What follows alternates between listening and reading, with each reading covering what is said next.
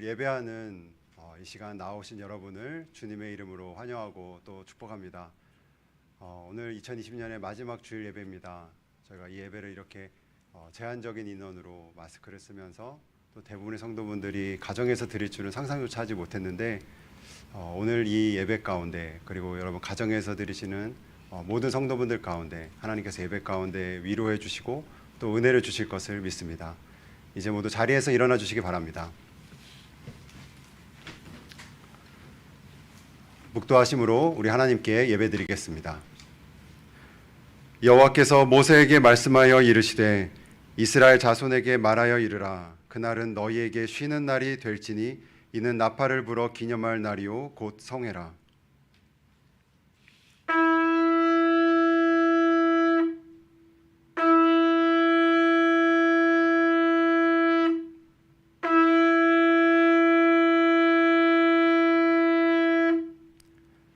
할렐루야. 여호와 이름을 찬송하라. 여호와의 종들아 찬송하라. 여호와의 집 우리 여호와의 성전 곧 우리 하나님의 성전뜰에 서 있는 너희여 여호와를 찬송하라. 여호와는 선하시며 그의 이름이 아름다우니 그의 이름을 찬양할지어다. 아멘. 공의와 사랑이 충만하신 하나님 아버지, 하나님의 나라를 세우시고 또 다스리시는 하나님께 영광을 올려드립니다. 하나님 아버지, 우리 다윗교회 예배 공동체가 이 주일 아침에 하나님을 만나기 위해서 한 몸으로 나아갑니다. 우리를 긍휼히 여겨주시고 예배 가운데 은혜를 베풀어 주옵소서. 하나님께서 살아계시며 말씀으로 우리를 인도하심을 우리가 함께 경험하게 하여 주옵소서. 우리 주 예수 그리스도의 이름으로 기도드립니다. 아멘. 사도신경으로 신앙 고백하시겠습니다. 전능하사 천지를 만드신 하나님 아버지를 내가 믿사오며 그 외아들 우리 주 예수 그리스도를 믿사오니 이는 성령으로 잉태하사 동정녀 마리아에게 나시고 본디오 빌라도에게 고난을 받으사 십자가에 못 박혀 죽으시고 장사한 지 사흘 만에 죽은 자 가운데서 다시 살아나시며 하늘에 오르사 전능하신 하나님 우편에 앉아 계시다가 저리로서 산자와 죽은 자를 심판하러 오시리라. 성령을 믿사오며 거룩한 공회와 성도가 서로 교통하는 것과 죄를 사하여 주시는 것과 몸이 다시 사는 것과 영원히 사는 것을 믿사옵나이다. 아멘. 우리 함께 찬양하며 하나님께 나아가겠습니다.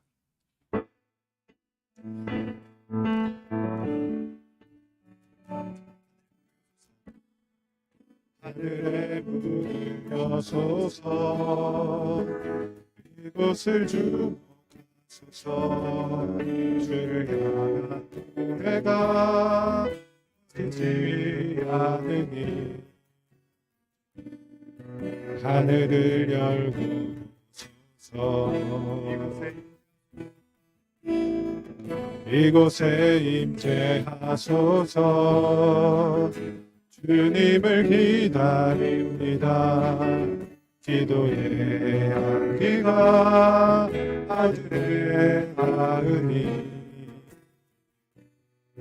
주여 임재하여 주소서. 이곳에 오셔서 이곳에 앉으소서. 이곳에서 드리는 예배를 받으 드소서. 주님의 이름이 주님의 이름만이 오직 주의 이름만 이곳에 있습니다. 하늘의 문을 여소서 하늘의 문을 여소서. 이곳을 주목하소서. 주를 향한 노래가 꺼지지 않으니 하늘을 열어보소서. 이곳에 임재하소서. 주님을 기다립니다. 기도의 향기가 하늘에 닿으니 주여 임재하여 주소서. 이곳에 오셔서 이곳에 앉으소서. 이곳에서 드리는 예배를 받으소서. 주님의 이름이 주님의 이름만이 오직 주의 이름만 이곳에 있습니다. 이곳에 오셔서 이곳에 앉으소서. 이곳에서 드리는 예배를 받으소서. 주님의 이름이 주님의 이름만이 오직 주의 이름만 이곳에 있습니다. 아멘. 자리에 앉아 주십시오. 권혜옥 권사님께서 기도해 주시겠습니다.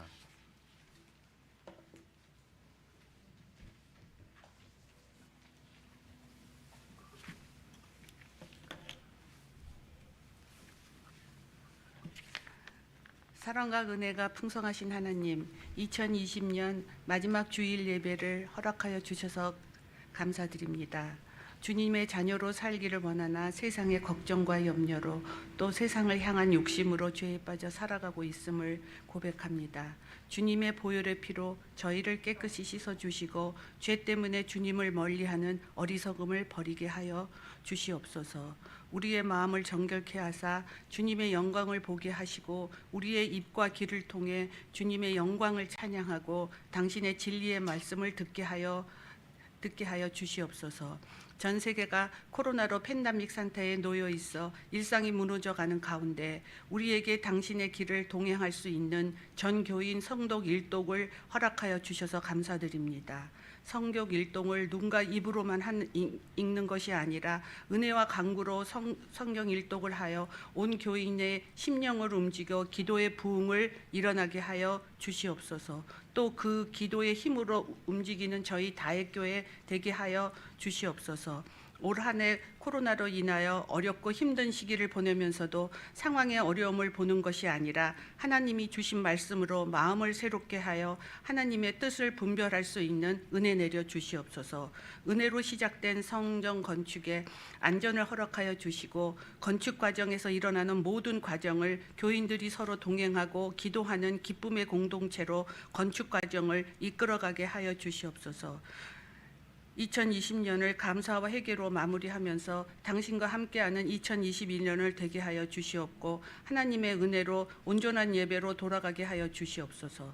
지금 이 시간 신체적으로나 경제적으로 어려움을 겪고 있는 다액교회 성도님들에게 치유의 은사를 내려주시옵소서. 이제 말씀을 선포하시는 이태호 목사님을 영육간에 강건케 하시어 말씀 선포의 능력을 더해 주시옵소서. 예배를 준비하신 교육자들과 성도님의 손길을 기억하시면서 이 모든 말씀 사랑이신 주 예수 그리스도 이름 받들어 간절히 기도합니다.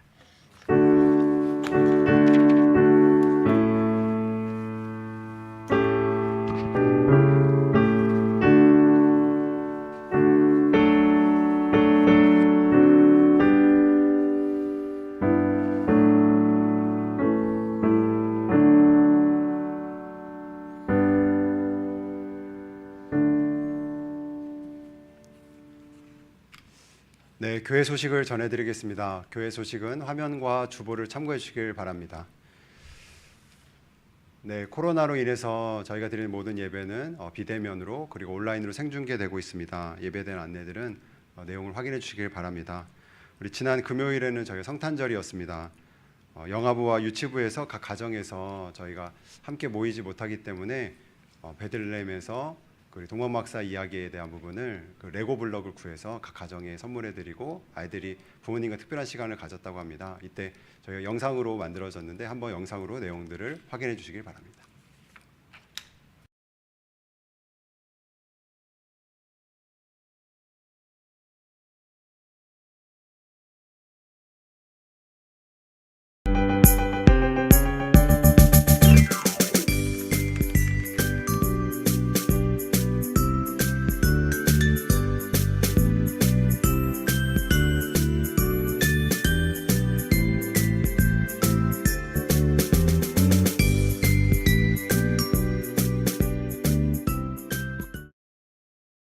오늘 다윗의 동네에 너희 위하여 구주가 나서니 곧 그리스도의 주시니라.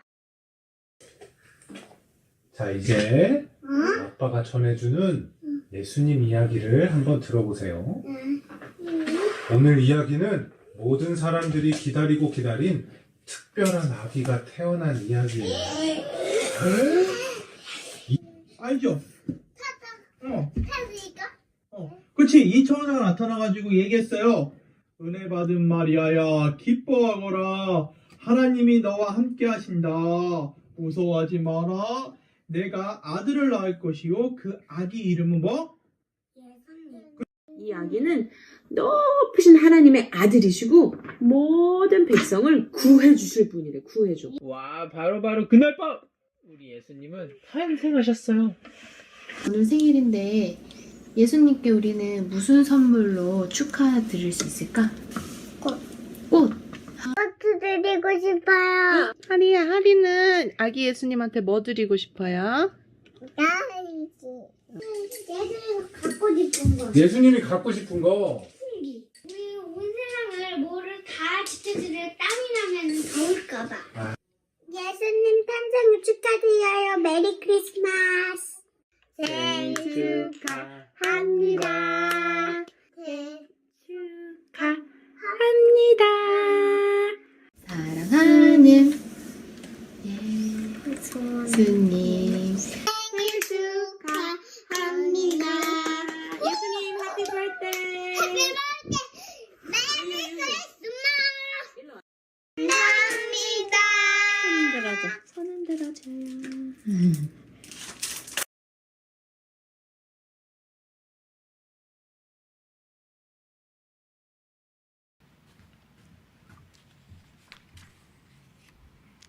네, 너무 귀엽고 사랑스럽죠. 저희 하나님께서 우리 교회에 주신 비전 중에 하나가 사명 중에 하나가 부모교사인데 이 코로나로 인해서 모이지 못하지만 우리 부모교사분들이 집에서 그 교사 역할을 성경교사 역할을 참 잘하고 계신 것 같습니다. 네, 우리 송구영신 예배 안내도 연이어 드리겠습니다. 송구영신 예배와 특별 새벽기도 안내입니다.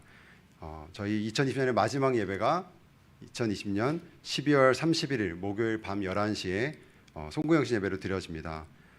그리고 1월 2일 토요일에는 그 뒤에 이틀 뒤에는 새벽 예배를 저희가 드리지 않습니다. 꼭 참고해 주시길 바랍니다. 그리고 그 다음 월요일부터 1월 4일 월요일부터 일주일간 토요일까지는 저희가 특별 신년 새벽 기도회를 드립니다. 이 모든 예배는 저희가 드림관 사무실에서 드리고 온라인으로 생중계될 예정입니다.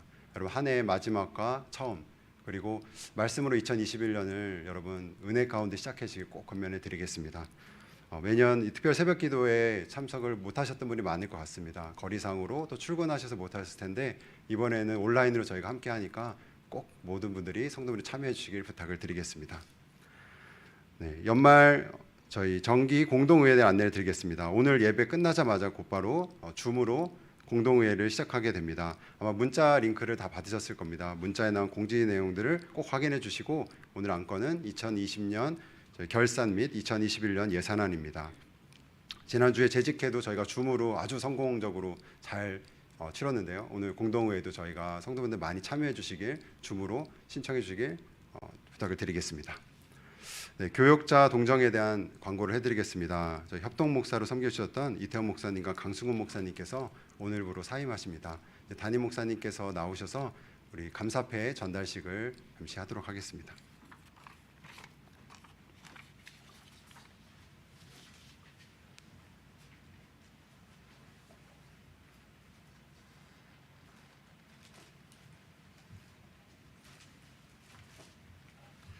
오늘 여러분들에게 좀 섭섭한 말씀을 드리게 됐습니다. 이태원 목사님, 또 강승훈 목사님 두 분 협동 목사님으로 그동안 제가 모시고 쭉 사역을 저를 도와서 해주셨는데 연말에 이제 사임하시기로 이렇게 결정이 됐어요. 이제 사실 협동 목사님은 그 담임 목사님이 마지막 필요에 의해서 요청해서 정중하게 초청해서 돕는 역할을 하는 분입니다. 그런데 이제 항상 다 시작할 때가 있으면 마무리 질 때가 있는데 이제는 협동 목사님으로서 수고를 하실 만큼 하신 것 같아요. 왜냐하면 이제 제가 곧 은퇴를 앞두고 있으니까 이제는 제가 은퇴하게 되면 더 이상 저를 협동해서 하실 일이 없게 되죠. 그래서 제가 부탁을 드렸어요. 처음에 오셔서 부탁드렸고 이제 가실 때도 부탁드렸어요. 이제 된 것 같다고. 후임 목사님이 오셔서 두 분이 그때 사임하는 것보다는 제가 있을 때 사임하는 게 더 낫겠더라고요. 제가 모셔왔으니까. 제가 이제 저는 항상 역할론을 생각합니다. 또 달리기 400m 계지도 생각하는데 각자 달려갈 구간이 있다. 그래서 이제 저도 달려갈 구간이 있어요. 또 우리 이태원 목사님들은 우리에게 오셔서 달려가실 구간이 있고 또 강승훈 목사님도 우리에게 오셔서 달려갈 구간이 있으신데 이제는 제가 볼 때는 다 달려진 것 같다. 역할을 잘 해주셔서 교회가 잘 세워진 것 같다. 이런 생각이 들어서 제가 그렇게 말씀을 드렸습니다. 그래서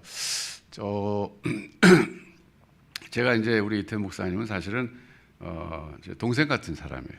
제가 좀 전에 앉아서 내가 언제 이태원 목사님 만났지 계산해 봤더니 76년도에 만났더라고요. 까마득한 옛날에 45년 됐어요. 그래서 평안교회 대학부에서 만나가지고 제가 2년 선배인가 3년 선배인가 그래요. 그러니까 하늘 같은 선배였지 그때는. 요즘은 뭐 저를 막 맘먹고 그러지만은 하늘 같은 선배였는데 그러다 이제 같이 쭉 지내다가 이태원 목사님은 이제 독일로 유학 가시고 전 미국으로 유학 가고 제가 미국에 있을 때도 초청했었어요. 뭐 초청이 아니라 오셨어요. 미국에 오셨을 때 또 저희 집에 오시고 그래서 어떻게 보면 평생 같이 산 것 같더라고요. 예. 이제 헤어질 때도 된 것 같아요. 그래서 이제 어쨌든 섭섭하지만 제가 오시라 그랬는데 제가 간 다음에 또 막 정신없이 또 이렇게 하신 것보다는 제가 있을 때 정중하게 초청했으니까 정중하게 고맙습니다. 인사하는 게 좋을 것 같아서 고심 끝에 이번 연말로 그 날짜를 잡았어요. 그리고 이제 우리 강승훈 목사님은 여기 이제 감사표 준비했습니다만은 우리에게 오셔서 한 10년 사역하셨지만 그 전에 88년부터죠. 네, 88년부터 교육자 목회자의 길을 걸으셨어요. 그러다가 이제 우리 교회를 끝으로 목회를 이제 그만하시는 거죠. 그래서 참 섭섭한데 처음에 오실 때는 전도사님으로 오셨는데 그래서 목사 안수도 받으셨고 이제 그렇게 사역을 쭉 하셨어요. 근데 사실 우리 교단은요 여성 목사를 아직 인정 안 해요. 네, 그래서 제가 조금 곤란할 때가 있었어요. 왜 여성 목사님을 사역하느냐? 그래서 제가 아니 전사님 오셨다가 목사 안수 받으셨기 때문에 그렇게 계속 게시를 한 겁니다. 그랬더니 뭐 양해를 하면서도 좀 곱지 않은 시선으로 노예를 바라보고 그랬는데 그래도 어쨌든 뭐 전 뭐 그 얘기를 잘 해가지고 계속 게시를 했는데 이제 또 때가 된 것 같아요. 그래서 또 공국사님 수고하셔서 두 분 다 금년 말로 사임하신 걸 이렇게 했어요. 그래서 여러분 송별 모임은 지금 가져야 되는데 코로나 때문에 가질 수가 없잖아요. 그래서 좀 차분해지면 다시 추후에 두 분 모시고 송별 모임 갖도록 하고 또 우리 강승훈 목사님은 사실 성경에 있는 그 참 과부 같은 분이에요. 우리에게 참 과부. 그래서 우리가 계속 참 모시고 싶은데 공식적인 직함을 내려놓으시지만 그저 우리에게 어머니로서 그냥 기도의 어머니로서 영적의 어머니로서 계속 나오시도록 제가 부탁을 드렸어요. 그러니까 이제 목사님 계속 아마 나오실 겁니다. 제가 이태원 목사님께는 말씀 안 드렸는데 언제든지 환영합니다. 그러니까 어쨌든 저를 도와서 한 10여 년 동안 두 분이 자리를 지켜주셔서 참 정말 감사드려요. 개인적으로 너무 감사하고 오늘 자리가 두 분에게는 참 그동안 수고를 조금이나마 공적으로 우리가 표현하는 그런 자리가 되면 좋겠습니다. 자, 감사패 준비한 거 제가 좀 드리도록 하겠습니다. 자, 이태원 목사님도 먼저 좀 드릴게요.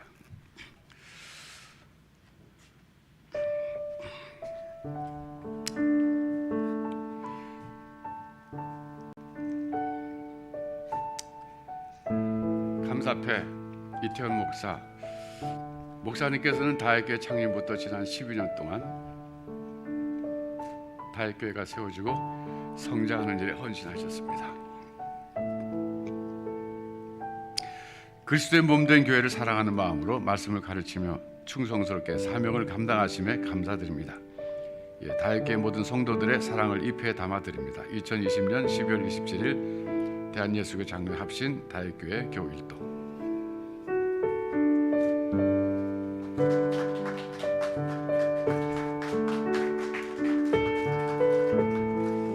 꽃다발 준비됐다 그랬죠. 네, 좀 나이 드신 화동이 나오셨습니다.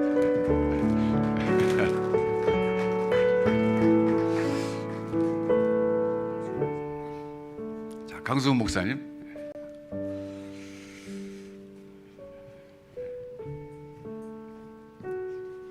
감사패 강순근 목사.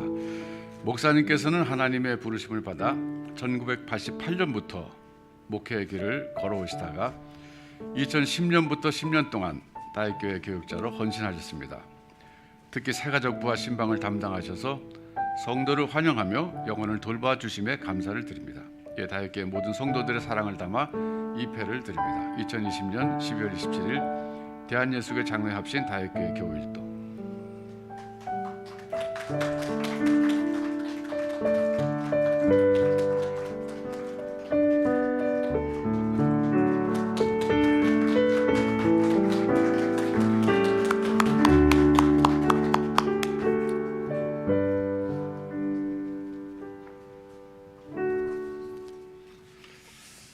네, 저희 교회 성도분 중에 어떤 분도 이 이태원 목사님과 강승훈 목사님의 은혜와 사랑을 안 받으신 분이 없을 것 같습니다. 이 두 분이 가는 길을 위해서 여러분 축복하면서 계속 기도해 주시길 부탁을 드리겠습니다. 네, 다음 교회 소식 알려드리겠습니다. 네, 오늘의 양식 1월호가 나왔습니다. 하나님의 말씀으로 여러분 새해를 시작하시고 날마다 그 은혜를 누리시길 권면해 드립니다. 2020년에 저희가 코로나를 겪으면서 오히려 오늘의 양식을 구독하시고 읽으실 분이 많으셨는데 21년에 더 많은 분들이 신청해 주시고 함께 해 주시길 좀 부탁을 드리겠습니다. 그 링크에 따라서 신청해 주시면 우편으로 발송해 드리겠습니다. 네, 연말정산에 대한 안내입니다. 연말정산 신청을 위한 기부금 납입 증명서 발급을 원하시는 분은 다윗교회 홈페이지를 통해서 작성해 주시길 바랍니다.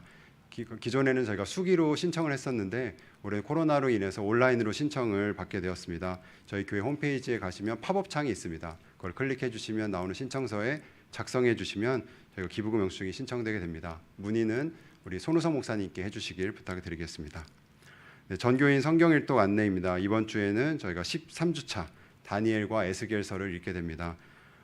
오늘은 저희 공동의회 관계로 인해서 13주차 강의는 오늘은 하지 않습니다. 영상으로 다 이미 준비가 되어 있는데 우리 교회 홈페이지 통해서 13주차 영상을 확인해 볼 수 있습니다. 다윗들한 후원에 대한 안내입니다. 이 광고는 우리 권혜옥 권사님께서 직접 나오셔서 우리 성도분들에게 광고해 주시겠습니다.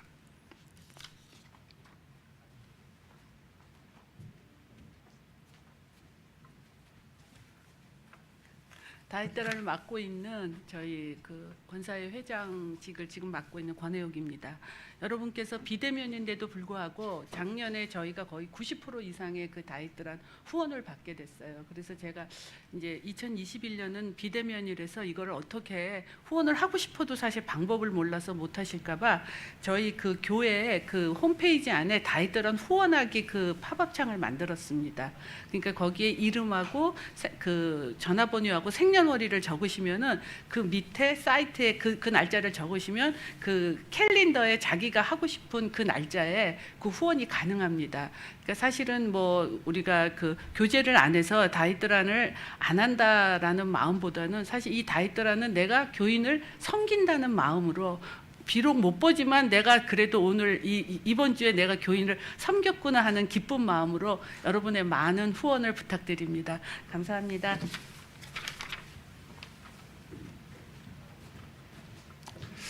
네, 저희 교회 좋은 전통이 되어가는 것 같습니다. 성도분들이 기념일날 이렇게 먼저 써주시면 성도분들을 사랑하고 섬길 수 있는 기회가 될 수 있습니다.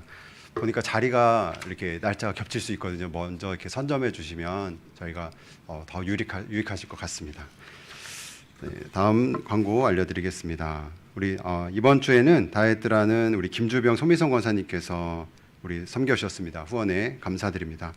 우리 시간에는 우리 건축 현장에 대한 사진을 간단히 좀 보여드리도록 하겠습니다.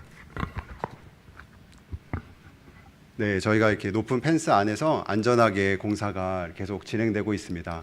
계속 이 흙막이 공사가 진행되고 있는데 우리 일하시는 분들의 안전과 건강을 위해서 계속 기도해 주기 바랍니다. 저희가 올해 말까지 흙막이 공사가 예정되어 있습니다. 토목 공사의 중요한 부분인데 이 부분을 지금 계속해서 진행되고 있고 구멍을 뚫고 이렇게 빔을 세워가고 있습니다. 견고하게 터가 잘 닦아질 수 있도록 안전 사고 없도록 여러분 꼭 같이 기도해 주시길 부탁을 드리겠습니다. 네, 이 시간에는 우리 준비하신 헌금을 하나님께 봉헌하는 시간을 갖겠습니다. 온라인으로 예배 드리시는 분들은 안내에 따라서 헌금해 주시고 찬송가 50장 1절부터 3절까지를 저희가 함께 부르면서 헌금하겠습니다.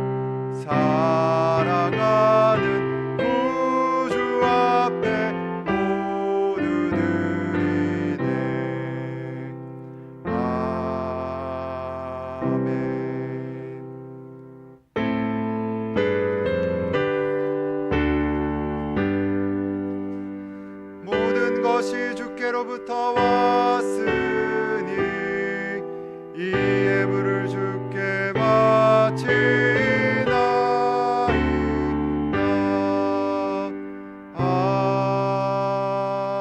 아멘. 하나님 아버지, 우리 모두를 신실하신 사랑으로 돌보아 주시는 하나님께 감사를 드립니다. 성도의 각 가정과 생업 그리고 교회 재정에도 부족함이 없도록 채워주시는 하나님의 은혜에 감사드립니다. 주님께 감사의 제물을 드리는 모든 성도와 가정들을 주님 친히 축복하여 주옵소서. 코로나로 인해 고난을 겪고 있는 이때에 우리 모두가 견디어 나갈 수 있는 은혜를 주님 허락하여 주옵소서. 우리 주 예수 그리스도의 이름으로 기도하였습니다. 아멘. 자리에 앉아 주십시오.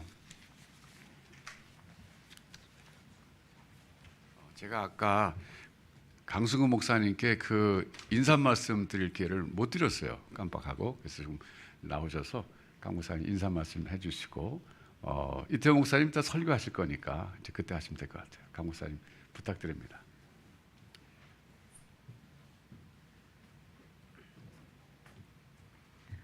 이렇게 또 인사할 수 있는 기회도 주시고 감사합니다.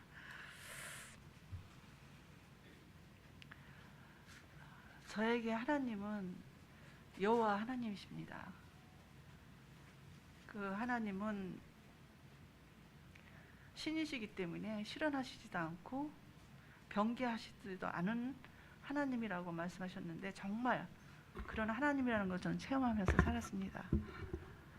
제가 가장 힘들고 캄캄하고 어찌해야 할 바를 모를 때 하나님 저에게 약속해 주셨습니다. 내가 네 기업이 되어주겠다. 그리고 저에게 신명기 18장 7절 말씀을 통해서 선물을 주셨습니다. 하나님의 일을 할 수 있는 직분을 주셨어요. 그래서 선물로 주신 그 직분을 하나님의 교회에서 섬길 수 있도록 33년을 허락하신 하나님께 감사드립니다. 선물로 받은 그 기간 중 10년을 우리 다혜교회에서 하나님 주신 선물을 잘 마음에 간직하며 여러분을 섬길 수 있는 기회를 주신 목사님께 감사합니다. 목사님 감사합니다. 그리고 저는 참 많이 부족합니다. 그런데도 하나님께서 주신 선물을 여러분께서 인정해 주시고 또 사랑으로 보듬어 주시면서 교회를 섬길 수 있도록 해주셔서 다혜교회를 섬기는 동안 참 행복했습니다. 여러분 너무 감사합니다. 고맙습니다.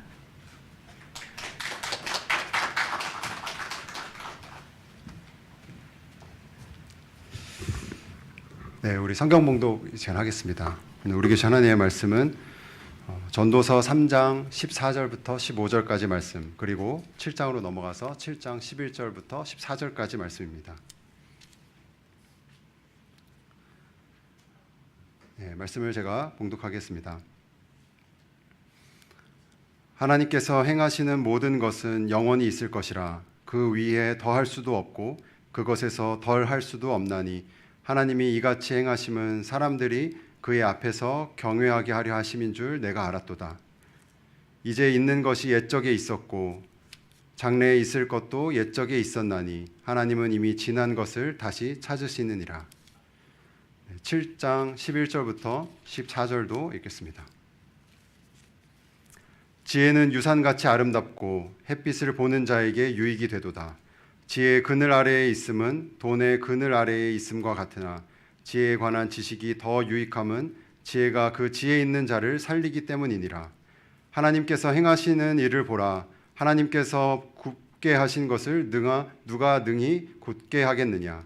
형통한 날에는 기뻐하고 공고한 날에는 되돌아보아라. 이 두 가지를 하나님이 병행하게 하사 사람이 그의 장래일을 능히 헤아려 알지 못하게 하셨느니라.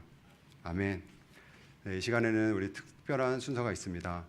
특송 최윤정 성도님 외에 세 분이 되어 있는데 아마 최윤정 성도님을 처음 이름을 듣고 누구신가 궁금해하실 분이 많으실 겁니다. 네, 올해 저희 이렇게 열악한 환경에서도 우리 교회를 방문해 주시고 지금 한 달 정도 새 가족으로 예배를 드리고 계십니다. 이제 나오셔서 특송해 주실 텐데 잠깐 인사도 함께 해주시겠습니다.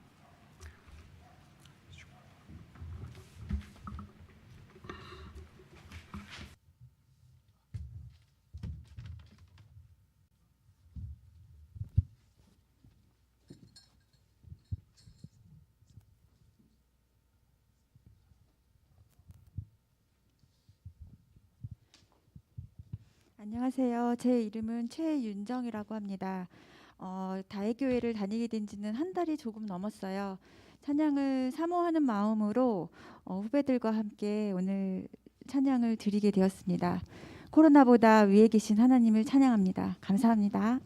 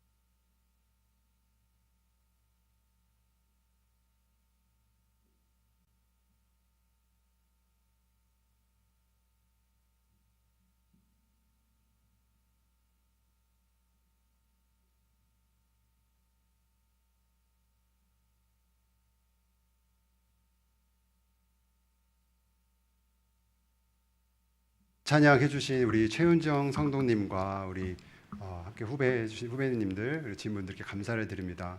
최윤정 성도님께서 처음 오셔서 예배를 드리고 싶어서 오셨다는 말 너무 인상적이었는데 이렇게 귀한 마음으로 특송까지 섬겨주셔서 감사드립니다.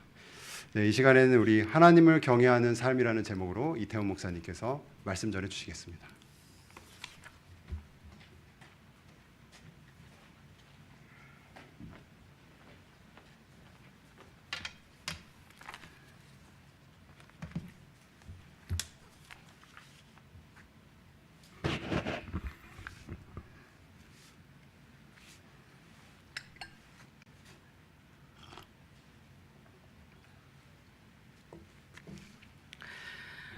우리가 잘 알다시피 올해 2020년은 아주 경험하지 못한 특이한 한 해를 우리가 보내고 있습니다. 여러 가지 우리가 어려움을 겪으면서 많은 사람들이 그렇게 얘기한다고 합니다. 우리가 교회에 나가는 것이 얼마나 중요한지 이제 더욱 새삼스럽게 깨닫게 됐다. 이제는 교회 나가는 것이 그냥 타성적으로 나갔는데 저는 오늘 또 이렇게 나와서 보니까 사람 역시 직접 얼굴을 대하고 만나야지 더 반갑구나. 그리고 오늘 또 이렇게 직접 찬양도 생으로 이렇게 들으면서 얼마나 우리가 교회에 나와서 교제하는 것이 중요한가 하는 것을 다시금 이렇게 깨닫게 되었습니다.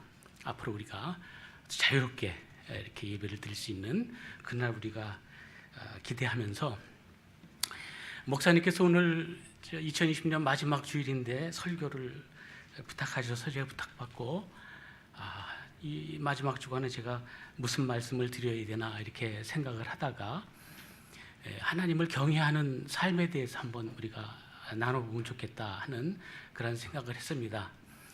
이 말씀은 하나님의 말씀이지만은 그러나 이 하나님의 말씀을 제가 깨달은 그러한 말씀입니다.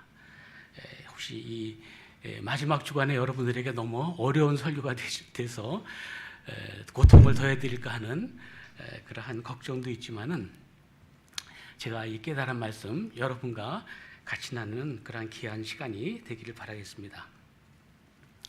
오늘 우리가 살펴볼 전도서는 성경에서 이 지혜서라는 범주에 속하는 책입니다. 지혜는 사람이 세상에서 행복하고 성공적으로 살아가도록 교훈을 주는 책입니다. 우리가 살펴보는 전도서 외에 우리가 또 잘 아는 대표적인 지혜서로 잠언이 있습니다. 잠언도 사람이 세상에서 살아가는 지혜에 대해서 다루는 책입니다. 사람은 지혜가 있어야 성공적인 삶을 살 수가 있습니다. 그래서 사람들은 많은 지식을 쌓기 위해 학교를 다닙니다. 중고등학교, 대학뿐 아니라 지금 막 석사, 박사까지 그렇게 공부를 해서 많은 지식을 쌓습니다. 다 더 성공적인 삶을 살기 위해서일 겁니다.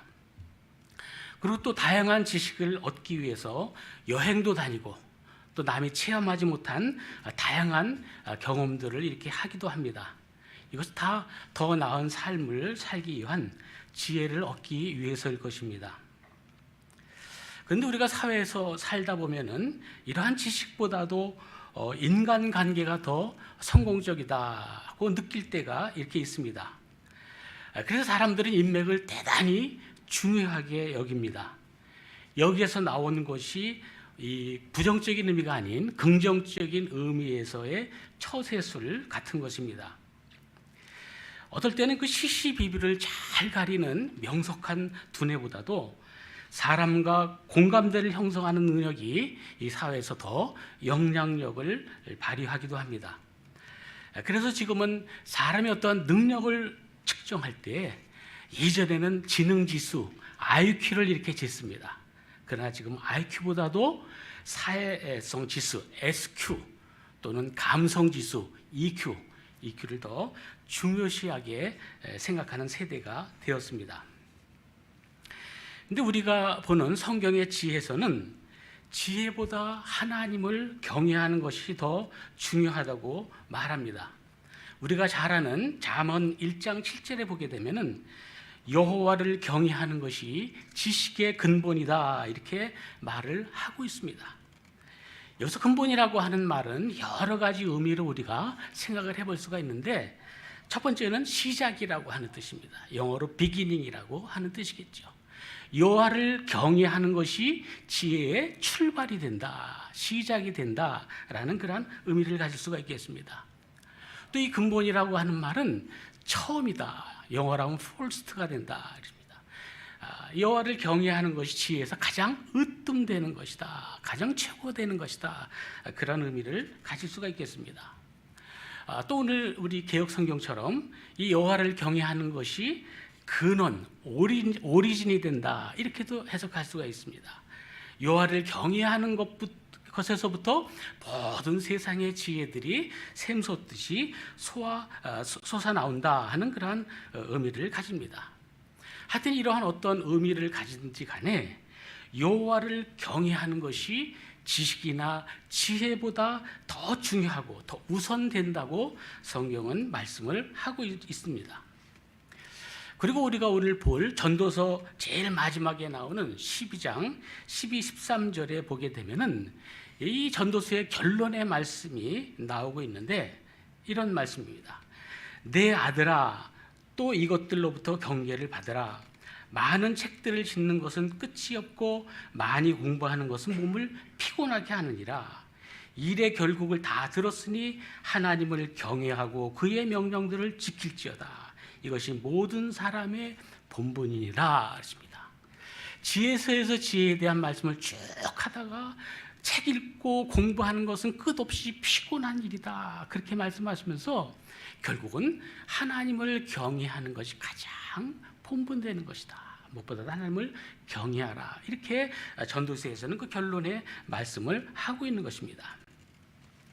이 잠언이나 전도서나 세상을 사는 데 있어서 지혜도 필요하지만은, 그러나 그보다 더 우선되는 것이 하나님을 경외하는 것이다, 그렇게 말씀을 하고 있습니다.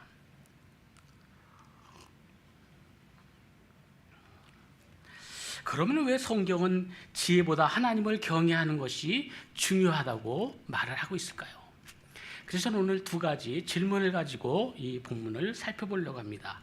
첫 번째, 우리는 오늘 본문을 통해서 하나님을 경외하는 것이 무슨 의미인지 살펴보려고 합니다. 하나님을 경외한다는 것이 도대체 어떤 의미를 가지고 있는가? 두 번째는 하나님을 경외하는 사람의 삶은 어떤지에 대해서 두 번째로 살펴보겠습니다. 오늘 본문을 두 개를 읽었는데요. 첫째 본문 3장 14절부터 15절에서는 하나님을 경외하는 의미에 대해서 살펴보겠습니다. 하나님을 경외하는 것이 무엇인가? 그리고 둘째 본문인 7장 11절부터 14절에는 하나님을 경외하는 삶의 태도는 어떤 것인가?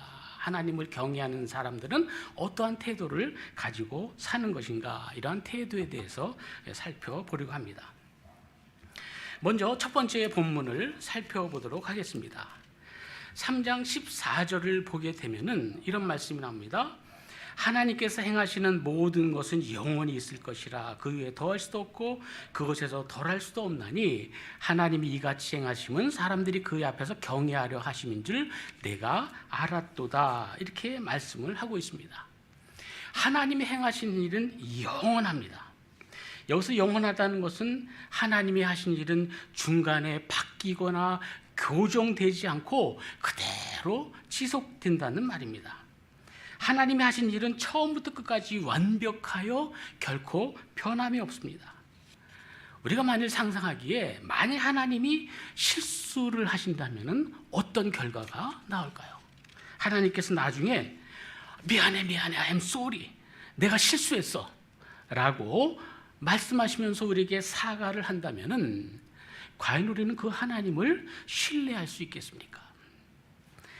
따라서 하나님이 하신 일에는 결코 실수가 없는 것입니다.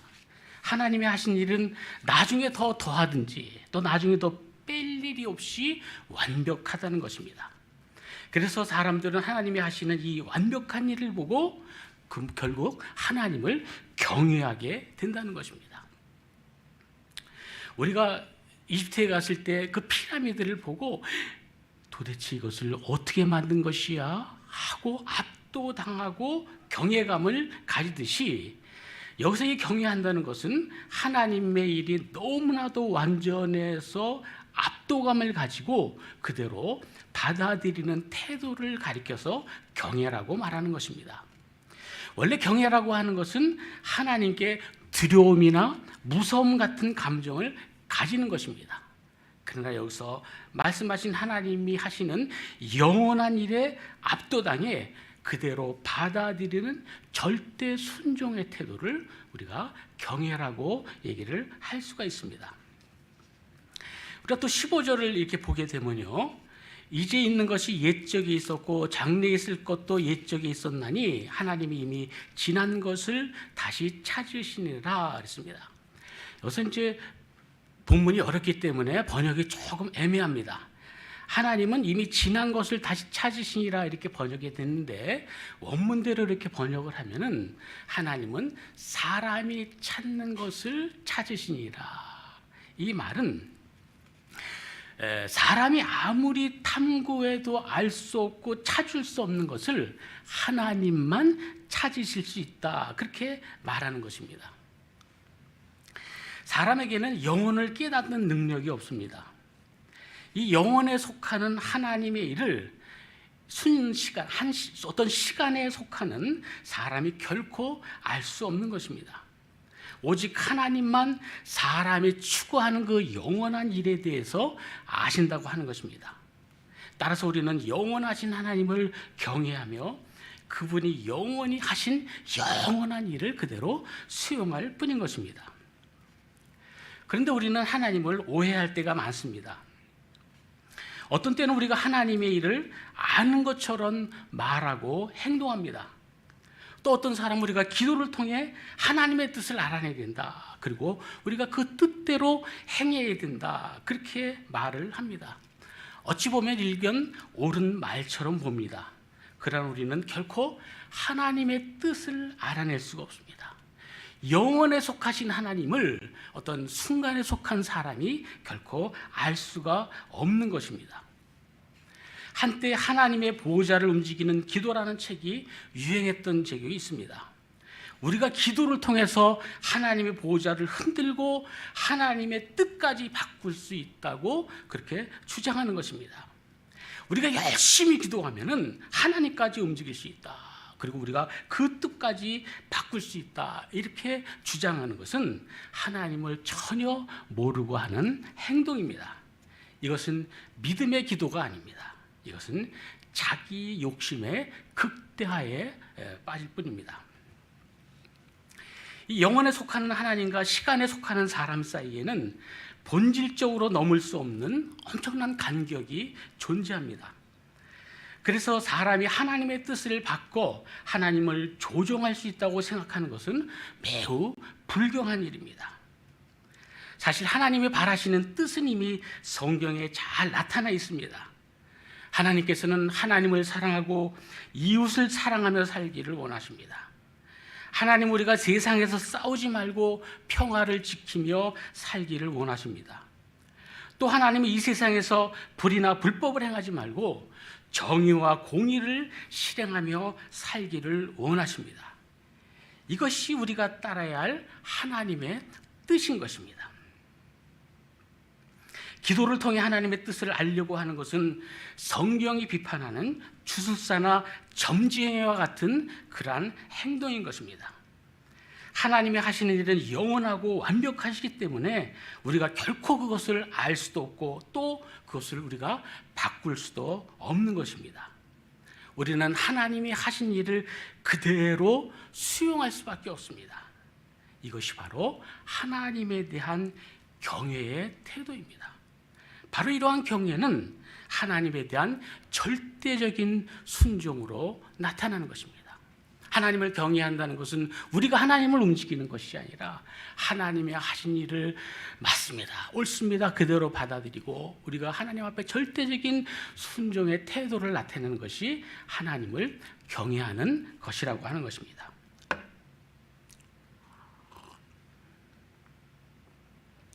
이제 두 번째 본문을 통해서 우리가 하나님을 경외하는 삶의 태도에 대해서 한번 보도록 하겠습니다. 7장 11절을 말씀을 보게 되면은 지혜는 유산같이 아름답고 햇빛을 보는 자에게 유익이 되도다. 지혜의 그늘 아래 있으면 돈의 그늘 아래 있음과 같으나 지혜에 관한 지식이 더 유익함은 지혜가 그 지혜 있는 자를 살리기 때문입니다. 그랬습니다. 11절부터 14절은 두 부분으로 나뉘는데요. 지금 방금 읽었던 11절, 12절에서는 지혜는 유산, 재산이라고도 얘기할 수 있겠죠. 지혜는 재산과 같이 좋은 것이라는 일반적인 교훈의 말을 하고 있습니다. 지혜나 재산이나 다 사람을 지켜주기 때문입니다. 이에 대해서 우리가 다음 볼 13, 14절에서는 전도자가 하나님의 하신 일을 상기시키면서 그러나 이런 교훈이 언제나 옳은 것은 아니다. 언제나 재산이 우리를 지켜주는 것은 아니다. 언제나 지혜가 우리를 지켜주는 것은 아니다. 그러한 말씀을 자기의 견해를 피력하고 있습니다. 먼저 우리가 읽었던 11, 12절에서는 지혜나 재산이나 햇빛을 보는 자에게 좋은 것이다 라는 일반적인 교훈의 말을 하고 있습니다. 이 지혜가 중요하다는 것을 재산의 예를 들어서 설명하고 있는데 다 지혜나 재산이나 햇빛을 막아주는 그늘의 역할을 해주기 때문입니다. 이 그늘이라고 하는 것은 사람을 햇볕으로부터 막아줍니다. 이같이 재산이나 지혜나 사람에게 이러한 그늘막을 제공해 줍니다. 사람에게 어려운 일이 찾아왔을 때 그가 가진 재산이 그를 지켜줄 수가 있습니다. 재산과 마찬가지로 어떤 환난이 닥쳤을 때 지혜가 그 사람을 또 보호해 줄 수도 있습니다. 이 지혜를 재산과 동등한 것으로 비교하고 있지만은 12절 말씀에서는 그래도 지혜가 재산보다 더 낫다고 또 말을 하고 있습니다. 지혜가 재산보다 더 나은 이유는 지혜는 지혜를 가진 자를 살릴 수 있기 때문이다. 그렇게 얘기를 합니다. 사람이 망했을 때 재산은 다 날아가고 없어져 버립니다. 그러나 지혜나 지식은 없어지지 않습니다. 재산은 다 사라져도 지혜는 없어지지 않아서 그 사람을 다시 재기할 수 있게 그렇게 해줍니다. 그래서 엄격한 의미에서 지혜가 재산보다 더 낫다고 하는 것입니다. 지혜는 오늘날의 의미로 이해하면은 성공적인 삶을 이루기 위해 준비하는 모든 것을 총칭하는 말입니다. 사람들은 성공하기 위해 학력과 능력과 인맥 등 모든 것을 쌓습니다. 사람이 가질 수 있는 모든 능력을 총칭해서 지혜라고 우리가 이해할 수가 있습니다. 이같이 지혜를 쌓는 것은 우리에게 매우 중요합니다. 사람들은 좋은 대학을 나오는 것이 성경의 보장이라고 생각해서 어릴 때부터 열심히 공부하고 또 공부를 시킵니다. 그 외에도 많은 자격증, 어학 능력, 실무 능력 등 많은 스펙들을 쌓습니다. 이것이 우리의 삶을 성공적으로 이끌고 보호해주는 그늘, 보호막이 되기 때문입니다. 이것이 사람들이 일반적으로 생각하는 지혜의 교훈인 것입니다. 이에 대해서 13, 14절을 한번 보겠습니다. 13, 14절을 보시면 하나님께서 행하시는 일을 보라. 하나님께서 굽게 하신 것을 누가 능히 곱게 하겠느냐. 형통한 날에는 기뻐하고 공고한 날에는 보아라.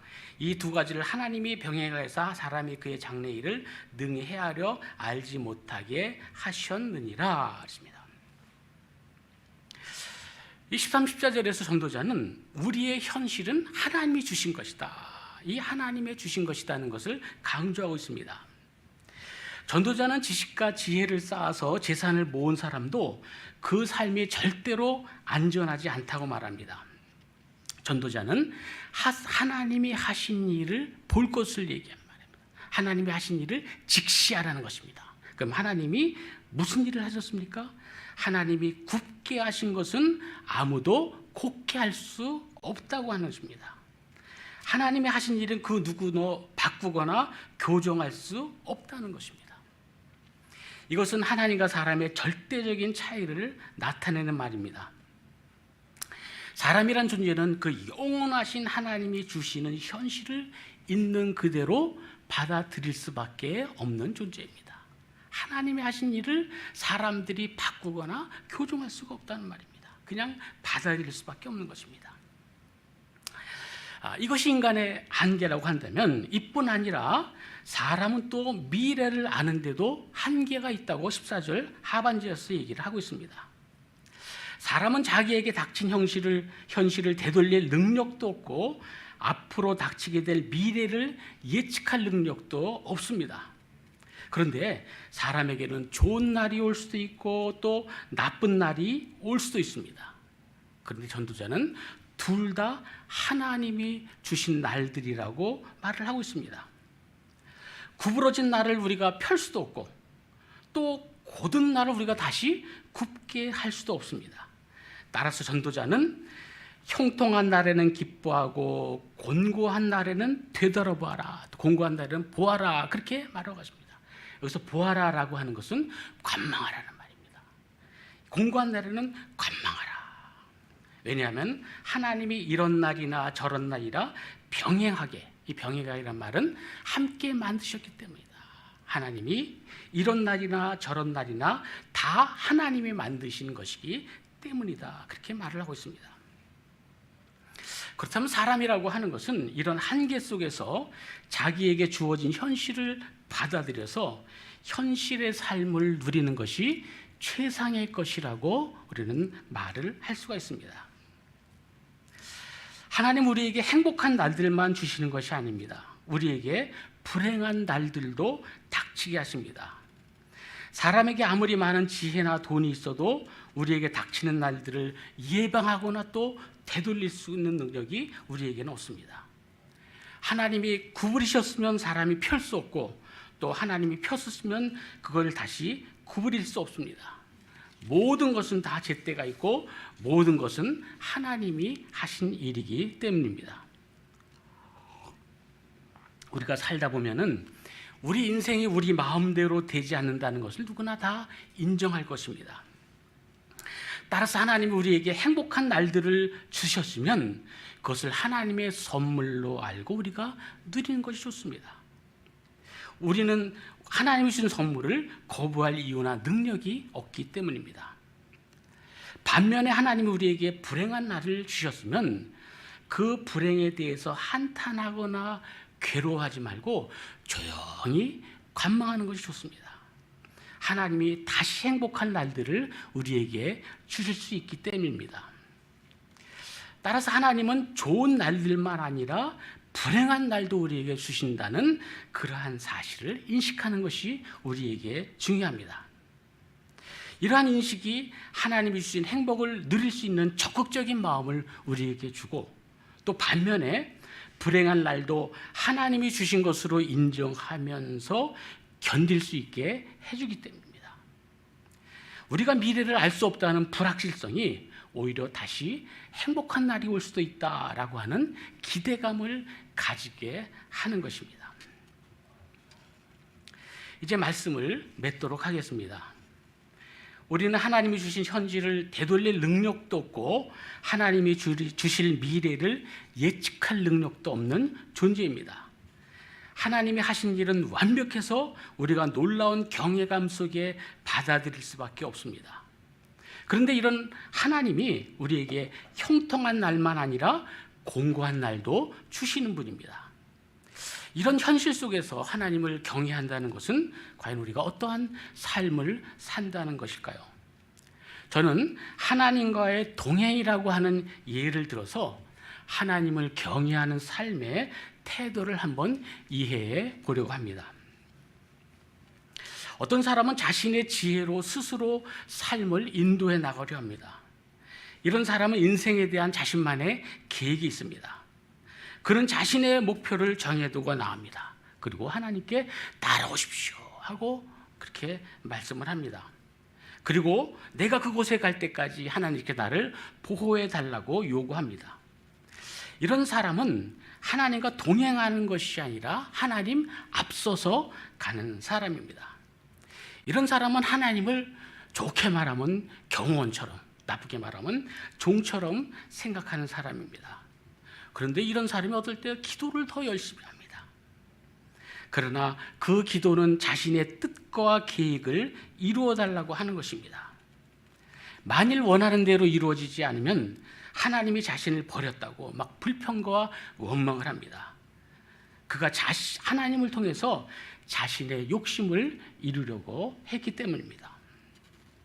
또 반대로 어떤 사람은 하나님의 인도하심을 굳건히 믿는다고 하면서 아무 일도 안 합니다.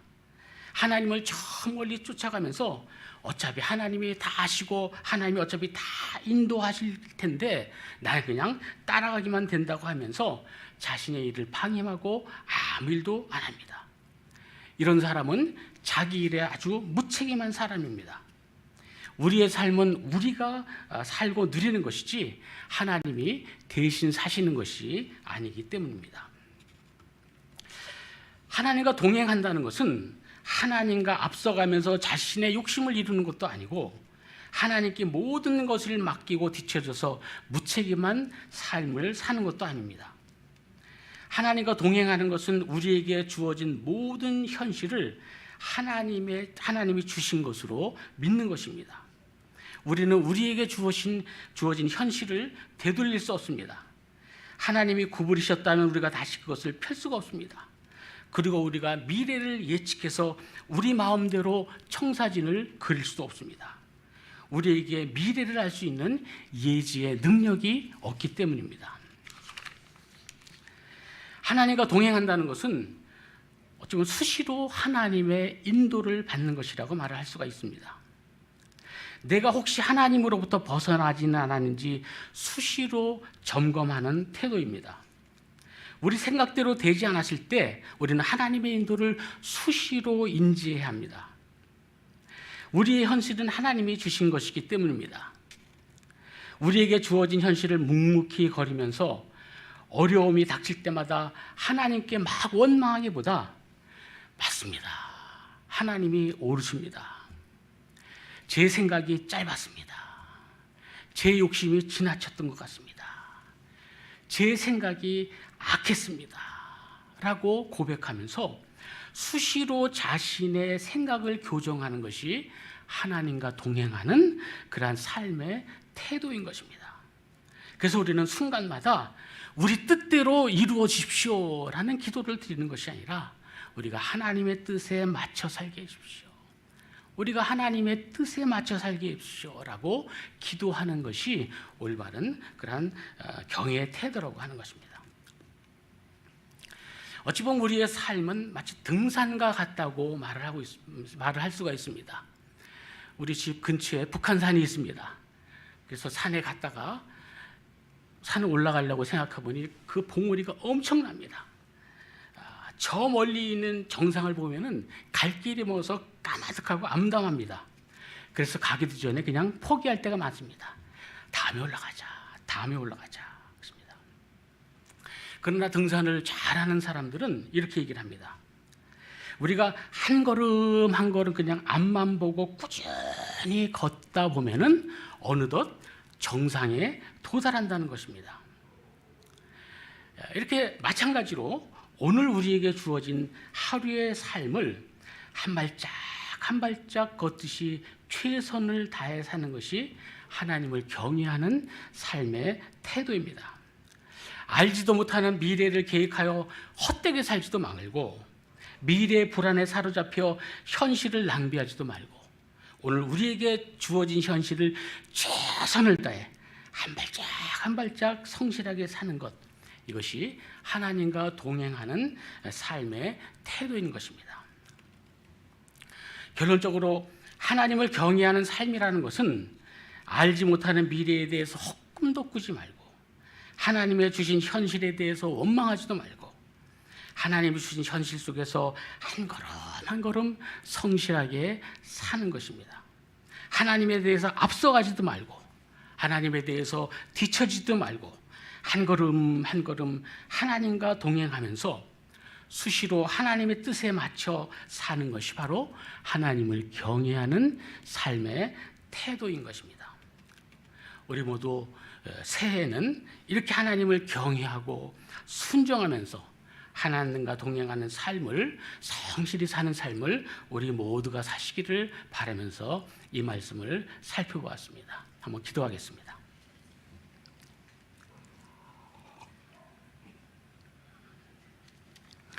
하나님 아버지, 2020년 한 해가 다 지나갔습니다. 부족한 점이 많습니다. 잘못했던 점도 많습니다. 하나님을 잘 섬긴다고 하면서 실수한 점들도 많이 있습니다. 우리가 이러한 것들을 깨닫고 하나님의 뜻에 맞춰 날마다 우리를 교정하며 살아갈 수 있도록 하여 주시옵소서. 이 새해에는 하나님을 경외하며 하나님과 동행하며 참 하나님의 뜻에 맞춰 성실하게 한 걸음 한 걸음을 내디디며 사는 우리가 될 수 있도록 인도하여 주시고, 그러한 삶을 통해서 연말에는 우리가 생각지도 못한 곳에 도달했구나, 우리가 하나님께서 인도해 주셨구나 하는 그러한 기쁨의 고백들을 할 수 있도록 주께서 한 사람 한 사람 다 지켜 인도하여 주시옵소서. 우리 주님 예수 그리스도 이름 받들어 기도하옵나이다. 아멘.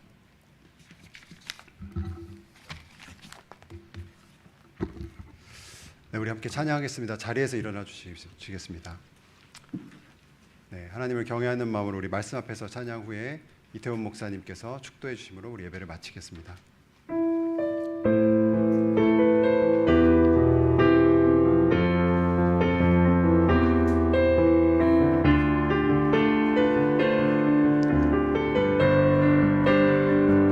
말씀 앞에서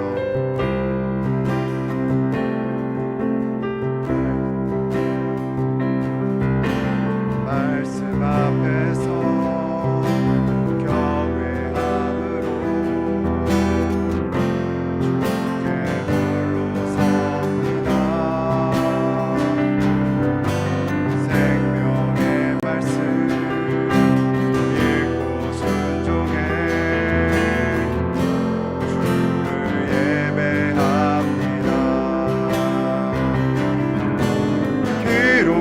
말씀 힘이 있어서 진리로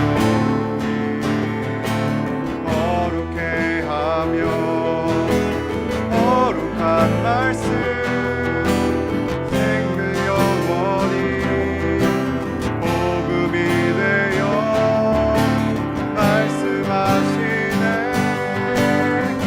하나님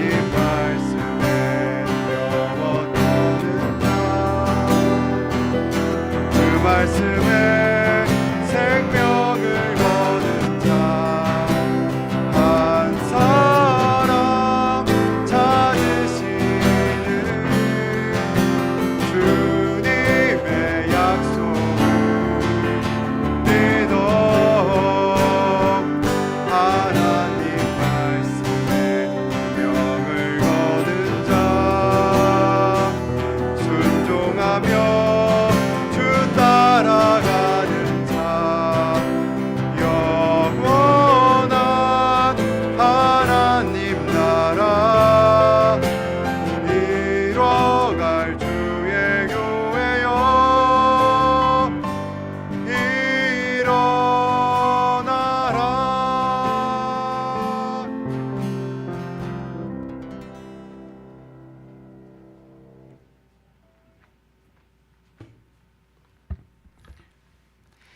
이제는 우리 주 예수 그리스도의 은혜와 하나님 아버지의 크신 사랑하심과 성령님의 교통하시는 이 역사가 하나님을 경외하여 하나님이 주신 현실 속에서 한 걸음 한 걸음 성실하게 살면서 하나님의 인도를 받기를 원하는 사랑하는 다액교회 교우들 머리머리 위에 우리 다액교회 위에 이제부터 영원히 함께 하시기를 축원하옵나이다. 아멘.